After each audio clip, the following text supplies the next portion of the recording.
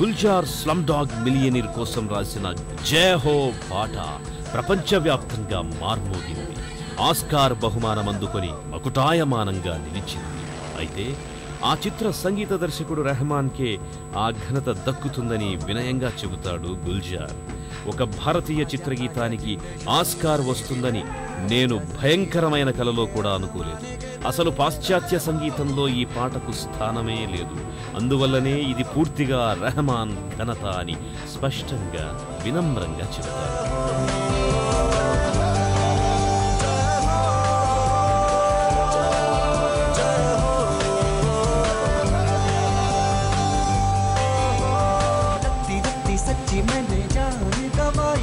नच नच कोयलों पे रात बिताई है, अखियों की नींद मैंने फूकों से उड़ा दी, गिन गिन तारे मैंने उंगली जलाई है।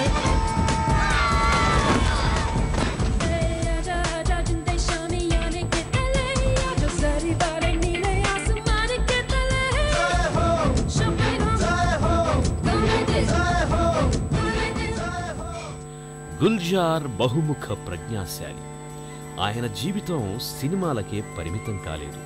అక్షరాల సాహిత్యంపైన ఆసక్తితో సినిమాల వైపు మరలాడే తప్ప ఆ వ్యామోహంతో వచ్చినవాడు కాదు. అందుకే సినిమాలలో తలమునకలవుతున్న కవిత్వాన్నెప్పుడూ వదిలిపెట్టలేదు. నిరంతరం ఏవో కవితా సంపుటాలు వెలువరిస్తూనే ఉంటాడు.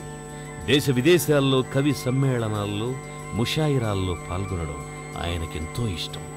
పిల్లల కోసం ప్రత్యేకంగా పుస్తకాలు రాశాడు. వాటిలో ఒకటి జాతీయ బహుమతి కూడా పొందింది. 1988 బుల్లితెర కోసం గుల్జార్ తెహ్రీర్ మున్షిం ప్రేమ్చంద్కి, జంగిల్ బుక్, పోత్లీ బాబాకి లాంటి సీరియల్స్ బాలల కోసం రూపొందించి వాటికి వరవడి పెట్టారు. అలాగే గుల్జార్ ఆకర్షణీయమైన ఆల్బమ్లను విడుదల చేశారు. గుల్జార్కు సాహిత్యం అంటే ఎంత ప్రాణమో చెప్పడానికి మీర్జా గాలిబ్ సీరియల్ ఒక ఉదాహరణ. 1988లో దూరదర్శన్ కోసం తీసిన ఈ సీరియల్ చాలా ఉన్నతమైందని విమర్శకుల ప్రశంసలు పొందింది. 1971-86 మధ్య 1.5 దశాబ్దం గుల్జార్ చలనచిత్ర జైత్రయాత్ర కొనసాగింది. తరువాతి కాలంలో సహజంగా కొంత వెనకబడినట్టనిపించిన 1996లో మ్యాచెస్తో మరోసారి రంగంపైకొచ్చారు.